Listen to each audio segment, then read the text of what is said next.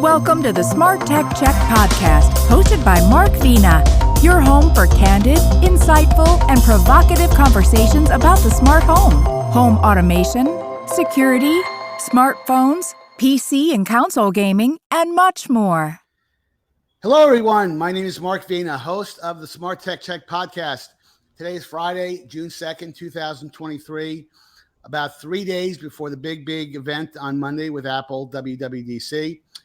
Today's podcast is completely focused on the Apple WWDC pregame. Joining me for today's podcast are John Quain, who writes for the New York Times, Smart Cities, and Tom's Guide; Stuart Walpin, who scribes for Popular Mechanics, AARP, Techlicious, Investopedia, and other fine publications; Rob Pegoraro, who writes about tech developments at PC Mag, Fast Company, and other wonderful publications. And for the first time, we've got Hartley Charlton, who is the senior editor for MacRumors.com. Couldn't think of a better person to have on the podcast. How are each of you doing today? Very good. Yeah. Good. So, Hartley, since you're the kind of the new kid on the block for my podcast, and I appreciate your calling in, you're not in a pub somewhere in London, which you probably typically would be at this time. Talk a little about your background. All of us know who MacRumors.com is. I go to your site all the time for a lot of different reasons, but just give us your background and what MacRumors is all about. So MacRumors has been around for over 20 years at this point, and covers in granular detail everything that is possibly to do with Apple, both from the perspective of news and verified sort of actual breaking news, right through, obviously it's in the name, to rumors, and we assemble and aggregate a lot of those reports. So we try to give you a snapshot of exactly what Apple is doing behind the scenes.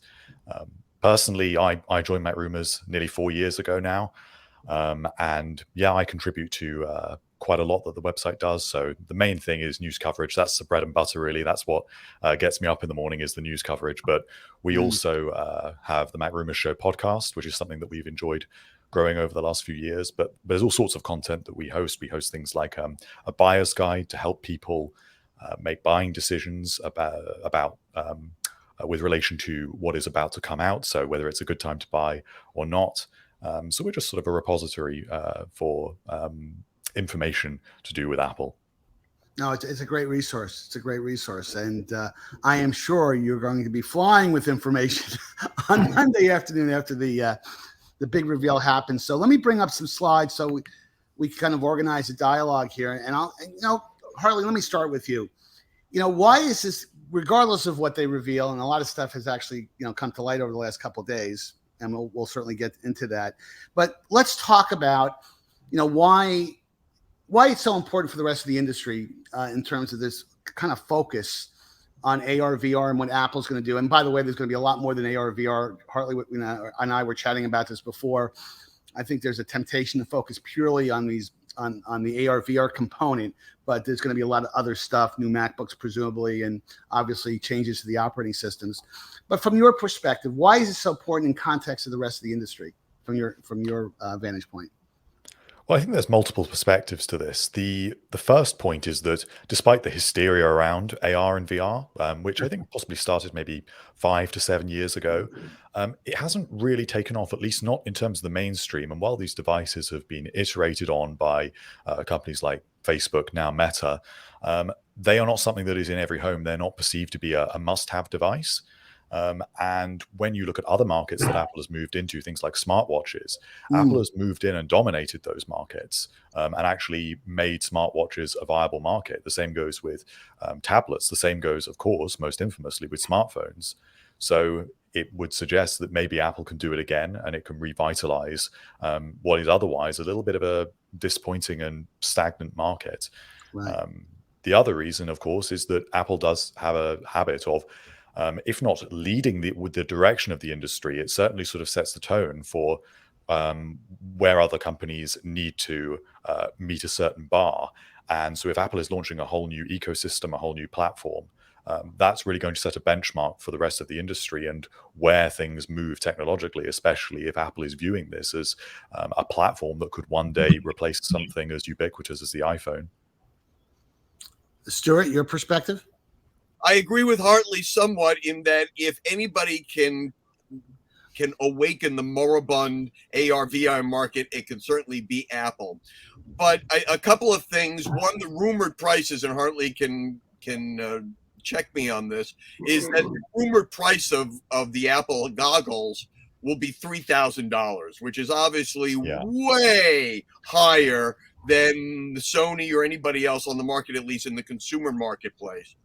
And that says two things to me. One, I think that Apple recognizes what I've been saying for a long time, is that consumers throughout consumer electronics history just don't want to put things over their eyes. And I think that is the primary reason that AR and VR has not been a raging success, because the thing that people fear the most amongst them, for themselves, is being blind, and putting those goggles on blinds people. And I think that is a huge hurdle for any AR VR thing to overcome. The second thing is $3,000 is an industrial price, I think. And I think that Apple recognizes that where AR VR is really taking a hold is in the industrial training markets and scientific markets and commercial markets. So $3,000 for companies to take this on for training purposes, for research purposes, for educational purposes makes perfect sense. But $3,000 for a consumer device, I think they know better that $3,000 is, they'll get the early adopters, it will get a lot of publicity, and will probably help the industry that way. But I don't think that Apple, at least initially, sees this as a consumer product. Yep. And to invoke my Broadway musical theater history, when you talk about price points, Defying Gravity comes to mind. And we'll, if any company can pull that off, they can do it. But you're right; they're gonna have some challenges if the price points are at that level. John, your perspective? I mean, it's interesting if they launch what they're rumored to be launching. I mean, the main problem is the technology, the hardware is not available yet. But when it becomes available and possible, then maybe that will help it take off. I don't dismiss it. I think people will wear glasses, despite the Google Glass blank. I won't mention the word effect if everybody remembers that. I remember CES getting on a plane and somebody said, "Here comes another person wearing a Google, blank." But I think attitudes change about some of these issues. So that issue about privacy and people walking around with video cameras on their head, I think that might be gone, because pretty much everybody has a video camera everywhere, planes, cars, streets. So it might be the right time to go for this kind of a product. But I think, unfortunately, the hardware, the basic fundamental technology that you need to make this happen, which would be a pair of light glasses like Stuart's wearing, or something even lighter, or Hartley's something even smaller, that technology doesn't exist yet. And every time we test it, and we've tested it for what was Sony's first Descent game, what was that, 1990 something? It's still not there yet. So it will get there. I think it will, but probably Monday's not the day it's going to arrive. So, Rob, I enjoy putting you on the spot because you're such a good sport about it. But do you think privately, to really go to the heart of my question here, or the question that's on the screen here, do you think that the industry, the non-Apple part of the industry, the other tech behemoths, do you think they're kind of privately rooting for Apple to actually be successful, so it becomes a market? Because when you look at the PC space, if I'm a Dell or a Lenovo or an HP, and you're looking at the market, which is going to be relatively flat, and even though all of those companies don't really have a specific consumer AR VR play yet, I mean, they've dabbled. We're not even getting into the thing. Where's the Dell AR VR headset? Where's the HP one? Lenovo has one, although they don't really. It's such a small part of their pitch. Yeah, but the point I'm making, and this is what I want you to comment on, you flash back to 2007 when Apple announced the iPhone. It was pretty unanimous, really decried as a gimmick, a toy. There's lots of quotes you can pull from the internet on the lowballing of the opportunity. And of course, smartphones turned into a big deal, with Apple leading the charge, followed by Google. But do you think they're privately rooting for them to be successful? Because if it becomes a thing, then all of a sudden, now, okay, there's a market there, and maybe there's some product activity that they kind of leverage. Understand where I'm coming from? I could see that thinking happening, but I would say that's a dumb way to think. I mean, Apple did popularize smartwatches, but that hasn't exactly opened the way for a ton of, Android-based smartwatches to ship. There are, lesser watches out there, but I don't think that's a market where Apple entering it opened doors that weren't already there to be opened. Right. I am a skeptic of this. The pricing on this, it makes me think of, I'll show my age, the 20th anniversary Mac, or the Power Mac Cube. Really impressive pieces of design, but no one wanted to buy them. And that was just, it was a type of product people knew what it was and what they would use it for. Right. And I do agree. I think the case is better for augmented reality. But in the meantime, we already have devices that do it. Hold up your phone's camera to the world and, let it overlay information on the screen on top of what the camera shows you. That's something we've been able to do for the past 15 years. So we don't need to strap a computer to our heads to do that.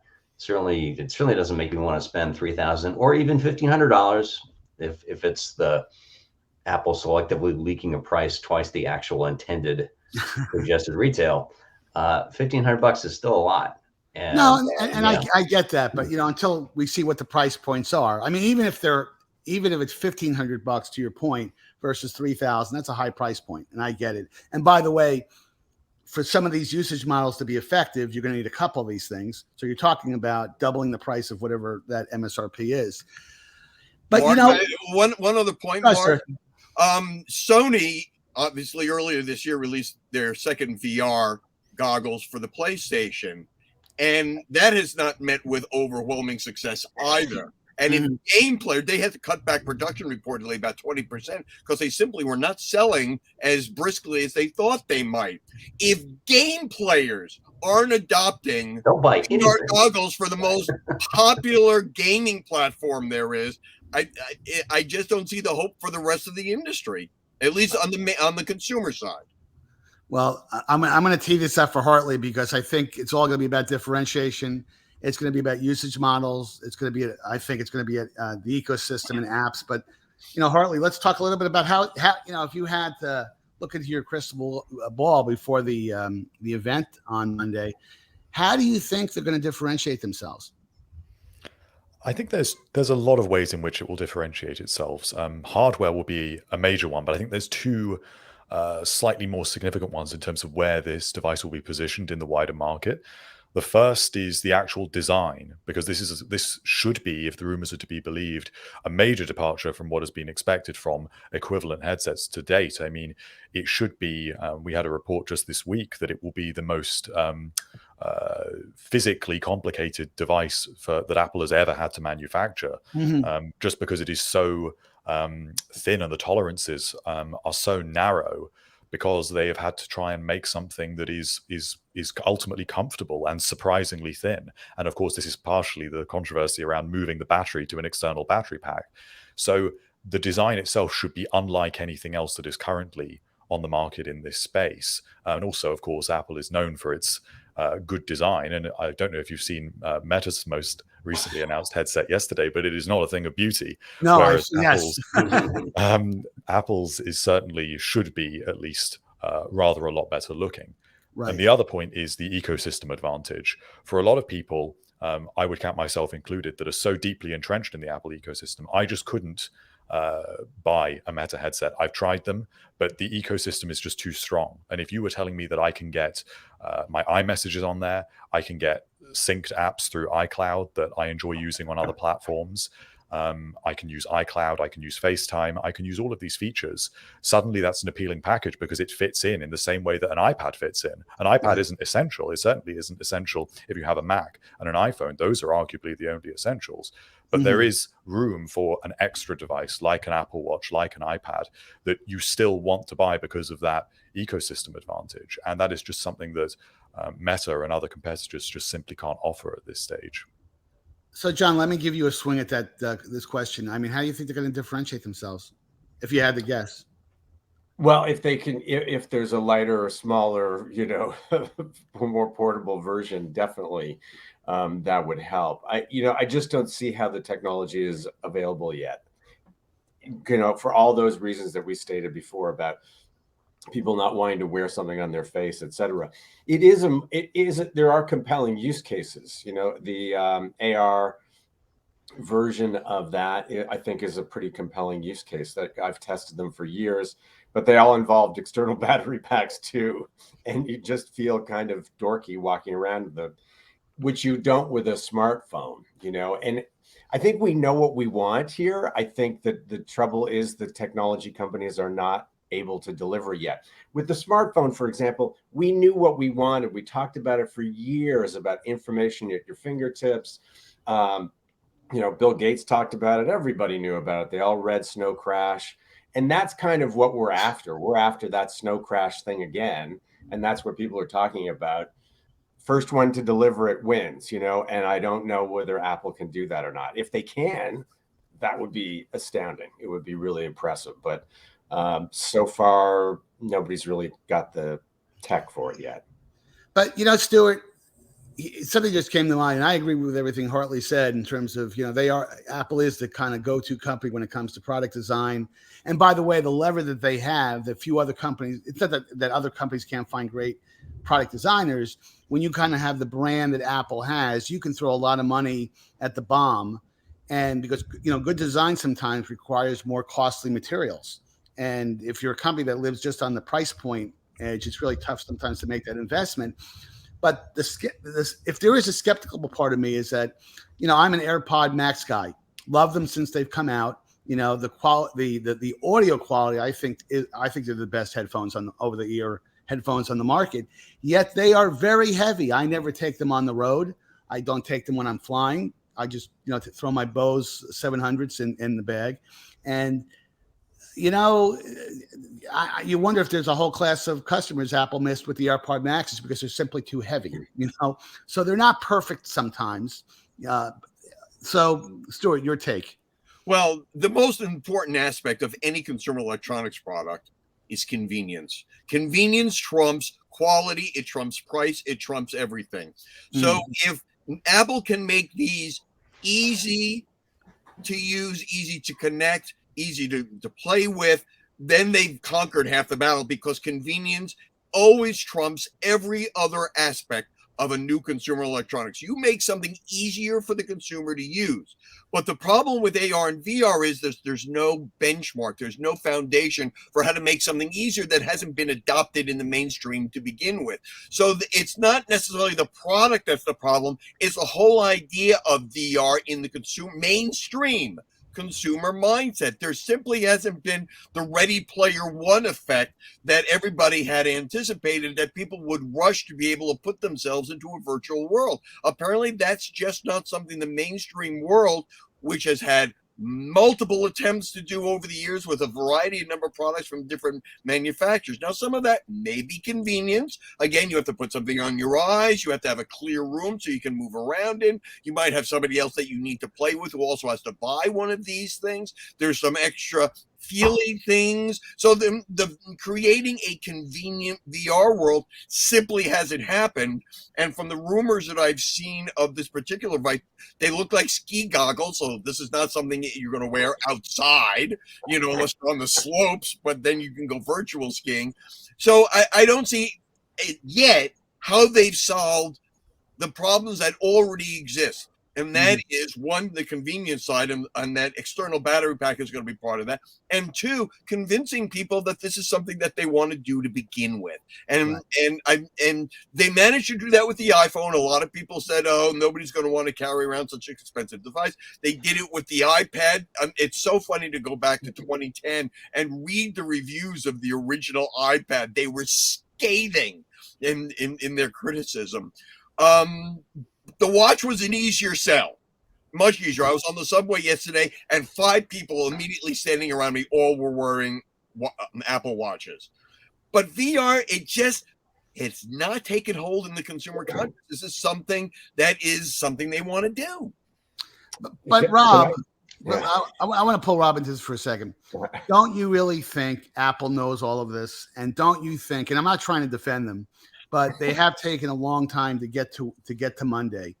And I guess my question is, they know unless something's happened to the way I think they typically approach products, if they can't show on Monday 2 or 3, I don't think it's 5 or 6. I think it's 1, 2 or 3, let's call it, usage models that a mainstream person, not someone who's an enterprise customer who wants to do remote surgical techniques or inventory management or some of the stuff that you hear about that AR and VR comes in handy with. The people that, by the way, enterprise will pay that kind of premium to get that kind of productivity. But don't you think they're going to come up with an application for your mom? No, definitely not my mom. Let me finish the question. Rob Pecoraro, this guy that you are, you're going to buy a pair of these, one for you, one for your mom, wherever she is, so you can have virtual calls with. Or you're not that kind of guy. Mom likes her iPad. Just replaced last year. Apple does a lot of things right, but they're not immune from being a big dumb tech company. If they were going to be confident all the time, why would they have let the MacBook Air go so many years without an update? Why has the Mac Pro gathered so many mothballs? Why did I have to wait years to get a Mac Mini that was actually current? So yeah, they can screw up just like anybody else. Personally, I can't rule out they rehearse the heck out of demos, but I've seen Apple screw up demos too. The demo could wind up being like that scene in HBO Silicon Valley for all we know. I mean, hopefully not with actual fire, but so yeah, I'm in more of a curmudgeonly state of mind about this because the consumer case, we all have regular people, customers who write to us saying, what should I get? Right. How many questions have we collectively gotten about what VR AR headset should I buy? For me, the number is 0. No. Can I add one thing here, Mark? Go ahead, John. To this slide. So I think we're thinking about this the wrong way. So I look at this product, the VR, AR, the glasses, visual product, as not something that's for gaming or something that's going to replace these things. I mean, it's already out in industry. It's been out there for years, and et cetera. It's to replace the smartphone. That's the end game here. The whole point is we're done with these things. If I see another one of these things, who cares? Motorola had an event. Nobody really cares anymore about that. There's no way to differentiate that product. You can't come up with a sharper screen or better camera or faster operating system or the next Snapdragon 25 or whatever it's going to be. The end game is something that you have that you can quickly look at, that you can talk on, that you can control with your voice. And it does all the things the smartphone does. And we get rid of the smartphone. That seems to me the end game. That's the kind of product they need to come up with. How many iterations it takes to get there will be interesting. But I think that's then it's mainstream. And then everybody on the subway will be wearing those next to Stuart instead of their iWatches. We got to hit the next question, but I'm shocked that there were 5 people with Apple Watches on the New York City subway system. Which lot was it like? No, it wasn't that there were 5 people on the subway. I was surrounded by them. No, my point is that would you bring an expensive smartwatch? Was the train on the Upper West Side? Or I ride the subways all the time. They're fine. Stop it. Okay. So here's one question I do want to get into, and then I want to address the what other stuff that Apple may announce from a software or will announce from a software standpoint. But there are lots of stories over the last several weeks about internal executive misalignment. There's a very sophisticated way you can tell that I worked in corporate America by using that kind of phrase on really these AR VR products that Apple may announce. And I don't know whether that's people twisting information. Apple's, pretty good at keeping the lid shut, so to speak, on things like that. But, having worked for, 23 years for big, Fortune 500 companies, when you have different teams within the company misaligned or not quite sure that this thing is ready for prime time. And if the rumors are true, it looks like Tim Cook has really been spending much of his fodder on really, getting this thing out the door. And there's been some other teams that are, hey, well, maybe we're not ready to go yet, either from a hardware standpoint or from a software standpoint. So Hartley, we chatted about that when we spoke a few weeks ago. Do you think that that's a big deal, or you think that's a non-issue from your perspective? I think it both has the capacity to be a big issue and not be, but that depends on how the headset is received and how it is iterated on. Because ultimately, especially with a device like this, which is ultimately moving into an untested market, it's going to need to move quickly in the right direction. Even a device like the Apple Watch, when it was conceived and pitched, it differed so much from how it started. It looks the same, but the whole idea of what Apple imagined it would be used for is completely transformed from something that they thought would be communication and apps to ultimately just fitness. And that process needs to happen again, but tenfold. So if Apple can be agile enough, and it can move with that, and it has a clearer sense of direction of where it's going and the milestones it's able to reach. For example, if they know that they are going to be able to provide a lower cost headset in less than 2 years, and therefore have a pro model and a non-pro model in a relatively short space of time, by which time they will have iterated on this ecosystem, and they know exactly what they're doing, I don't think it will be a problem. However, if the ecosystem doesn't quite pan out as they expect, if they encounter technical difficulties with it simply on the basis of manufacturing, they can't get enough of the Sony OLED, micro OLED displays that they need, there's a lot of capacity for chaos here. And these reports about this misalignment, I can certainly see it also getting worse. So I think it could go either way. Rob, your take? I can't lie. I have not paid so much attention to that, because have you looked at Twitter? the executive drama there really sucks up my attention. I don't know. There's always a lot of sort of, I compare it to Kremlinology in the 1980s. Who was standing next to Leonid Brezhnev on top of Lenin's tomb during the May Day parade? What does that mean of what's going on in the Soviet Union? And you can only go so far with that. Apple's an extremely large organization with lots of moving pieces that we do not see. So yeah, I'm more inclined. I think it is correct that, assuming Apple is not just going to put one entry into a category and then be like, nah, forget it, we're done. When did they last do that? So they will iterate. That they may come out with something. They may say this is just for engineers, developers. You're not going to see it in an Apple store at all. And then I'd be surprised at that. I'd be surprised if that would happen. I mean, I certainly will be interested to see how and where it might show up in the Apple Store 5 minutes walk that way. So John, since you covered cars for a long time, and automobile companies are big organizations, and I am sure you've covered new cars from time to time that have been controversial, or either from a technology standpoint, style standpoint.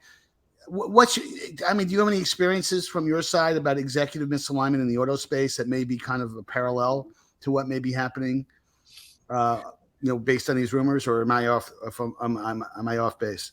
No, I mean, there is always this sort of, there's also a misalignment between like that vision thing, the issue that got Steve Jobs fired in the first place too, was in the stock price, right?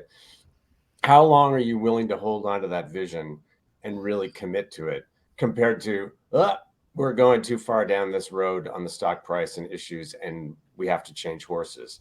And, Ford did that with Shield, with an executive there that I thought had the right vision and is no longer there.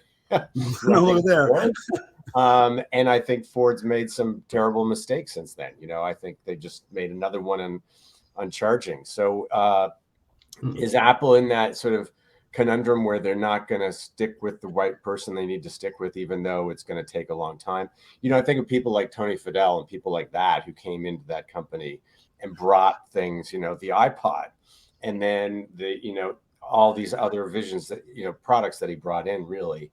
So yeah, are they too quick to change people? Maybe that may be an issue. I don't know, but it's certainly something to consider. Well, just to close on this topic, Stuart, I mean, since, I live less than 10 minutes from Apple, this spaceship, and since there's actually, I won't say his name because he'll probably get in trouble, but there are people who actually live in my building in San Jose that work for Apple, and Apple's notoriously has fiefdoms within the company. I mean, and this is a relic of Steve Jobs. I mean, you've got a lot. Not other groups know about what other things are going on. That's a very famous operating principle that Steve operated under. That hey, if you don't need to know this, you don't have to know it. And they were able to maintain security, internal security. But do you think these misalignment rumors are true, and do they matter or not? I think we're missing a bigger picture here, and focusing on the AR/VR aspect in terms of this management misalignment in this business, I think is putting the cart before the horse. Apple has two major concerns for the long term, short term and long term. One of them is diversifying their supply chain and their manufacturing. That has so much more precedent or importance to Apple than whether or not the VR goggles actually make a splash in the marketplace. I think the VR, it's a nice little side project, quite frankly. They can't believe this is going to sell anywhere in the 100 million device mark or anything like that. But moving their manufacturing out of the reliance that they have on China to India, to Vietnam, I think is a far bigger thing, especially given Tim Cook's expertise in supply chain. He's been spending a lot of time in India, and they are going much faster in diversifying their manufacturing. They were only supposed to reach about 5% of iPhone manufacturing in India by spring of 2023, and they're already up to 7%. So they're really anxious to move as much manufacturing out of China as possible. The second thing on a longer term thing is Tim Cook's successor. He's not getting any younger. And so I think a lot of this management misalignment may very well be a repositioning for eventual lowering of his overall responsibility or finding his successor at some point, the same way that was working when Steve Jobs found out he was ill and needed to groom somebody to take over. The rumors of Tim Cook taking over from Steve Jobs were prevalent for a very long time. Yes, before Steve Jobs passed away. So I think the movement of the Reliance moving thing, there was a big announcement that Apple is going to start doing some fab in the US for some of their chips. The movement in India and diversifying that supply chain and Tim Cook's successor, I think, are all far more important things and maybe what's behind some of these rumors. Well, we're going to see more about this. We'll see. It's going to be interesting to play this podcast back 6 months from this to see where you guys came in from a prognostication standpoint. The worst. But let's hit the next topic, because the last topic here. We'll spend the next 5 or 6 minutes on the whole software component to this. I mean, WWDC is really a software event. Sometimes in the past, but it's been the exception, not the rule. You'd see hardware rolled out, but let's stay away from AR/VR for a second and talk about what changes we will probably see with Mac OS, iOS, iPad OS, watchOS, their whole operating system suite. And what's interesting, Hartley, and I want to pull you into this, is that every time they announce a new release of an operating system, they'll throw up that home run slide where it looks like it's a very, very busy slide with maybe 60 or 70 new features that are being announced. And then they'll have a bullet somewhere. Well, guess what? We're also announcing 300 other features, which is always fascinating to me. It would be interesting to understand what's their process for a feature making that slide. But at a high level, what do you expect in the on the OS software side? Well, to a large extent, a lot of these things will be iterative. They always are, particularly with macOS, because it's just such a mature platform at this point. macOS just tends to gain the features that iOS and iPadOS gain. And of course, iPadOS is just a version of iOS. So the OS that I am most interested in this year is watchOS, because this is purportedly a complete reimagining of how watchOS should function, and seemingly an admission that an app store and apps on the Apple Watch doesn't really work. And it hasn't really taken off in the way that Apple expected. So it's the idea that you change around even what the buttons do on the watch, and that you put glanceable information in the form of widgets or complications or whatever you want to call them at the forefront of the whole OS, which to me makes an awful lot more sense. But it's because the reimagining of the UI is seemingly so total. It's rare you see that come along at a WWDC, I think. Yeah, it'll be interesting. I think that the rumors about watchOS and the makeover and I think that complements the comment you made that I think their original vision of the Apple Watch has changed, successfully changed, I think, in terms of it certainly hasn't hurt them from a sales standpoint. But it'll be interesting to see how they kind of fine tune that and re-optimize, why people want to use a smartwatch. Stuart, your perspective on what we might see here? Well, I agree with Hartley on the iterative nature of this. I mean, as John has been saying all along, that there's so little that can actually be major changes in any of these operating systems other than perhaps watchOS. But what I'm looking for is the continued integration of the portable OSs with the desktop OSs. They've already started to do this, obviously, on a great deal of fronts. And I think that we're just going to continue to see these operating systems on the mobile side and the desktop side become far more entwined as time goes along. And so what I'm looking for on next week is to see how many more advancements Apple's going to make in making those two operating environments much more seamless. But John, and we've talked about this on the podcast before over the last year or so, is that there has been ongoing movements by Apple to take iPad OS and Mac OS and kind of stuff it together and make an iPad a really good content creation, not just a consumption tool, but a creation tool versus a typical laptop or a typical desktop. And without going into all the details, you could rattle off probably 10 or 15 things they've done. Yet it's still not the go-to device yet. I'm talking about tablets for people who want to create a presentation, do video editing. That's not to say you can't do those things, but in terms of kind of that, touch interface versus a mouse-based interface, it's two different animals. And then there's also the business consequences that if they were able to convince users that, hey, listen, you really don't need a MacBook. You could just get by with an iPad and a keyboard, and it'll do just fine. In terms of replicating some of the productivity advantages of a Mac OS-based machine. But then, of course, that might cannibalize their higher priced laptops, or desktops, which I'm not sure they really want to do from a business standpoint. So, what's your take on that specific topic?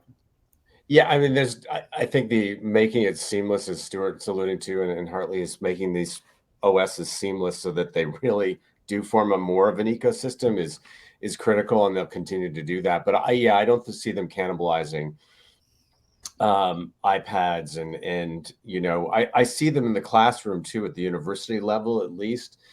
So I see them being used where somebody's sketching in their notes in class, but when they go back to study or they're in the library, out comes the laptop and then everything else. So I think they're going to continue to encourage that kind of difference, even if for content creation. I want to use Corel Draw, but I need a lot of power. That's a name I haven't heard in a long time. Yeah, I mean, something like that. Artists are still using products to generate that. But I think that the big, the thing that we're not mentioning, AI, right? So if you're going to make a software announcement, that would be the software announcement to make. Everybody has pointed out, who's missing in this generative AI picture? I wonder. Starts with an A, missing in action. Are they going to announce something? Tim Cook has made some comments to the effect of, well, you got to be careful about what you launch and stuff. So who knows? But I think that there are some useful places for AI where it won't be misused. I think in healthcare research and some initial things. So why not be analyzing, that AFib data off your watch using a program that can absorb a lot of data, and that's an AI application. Right. Is it ready for search yet? As we've discussed, not really. But I'd be really surprised if they don't devote a section of the announcements to generative AI, because if they don't, all the analysts and investors are going to raise bloody murder, right? No. So Rob, take us home. So my prediction, and I actually feel somewhat safe in making this, is sort of between those.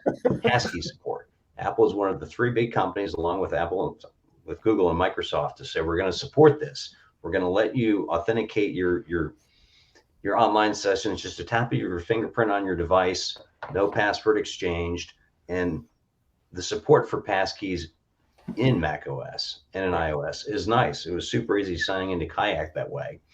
Put in a plug for the piece I did for Fast Company this morning about that. But iCloud accounts don't support that. And right now, iCloud authentication is so backwards that if you want to set up the Gmail app on an Android phone or Outlook on Windows to use your iCloud account, you need to create an app password, which pretty much everyone else deprecated about 10 years ago. So they really need to let me use passkeys to log into my iCloud account, catch up with everybody else, and show they're serious about it. They might not. I've also predicted for the past few years that Apple will finally grant the wishes of a lot of parents and put a kids mode into iPad OS or iOS, so you can hand your device to your kid and not have them tweet as you, which might explain some of the things I've tweeted, but that's not the real reason. And in general, just see a defined set of apps, and it's so hard to do that otherwise. So that's my prediction. Prepare for it to be wrong. Rob, you know what I love about working with you is that you've been asking for that feature, I think, for over 2 years. I mean, I used to have a calculator app on the iPad too. I'm just saying. Well, gentlemen, that's all the time we have. I want to thank Hartley for calling into the podcast, and I really do appreciate that. Thanks for taking the time to join me for today's podcast. For our viewing and listening audience, thanks for making the Smart Tech Check podcast part of your day or commute.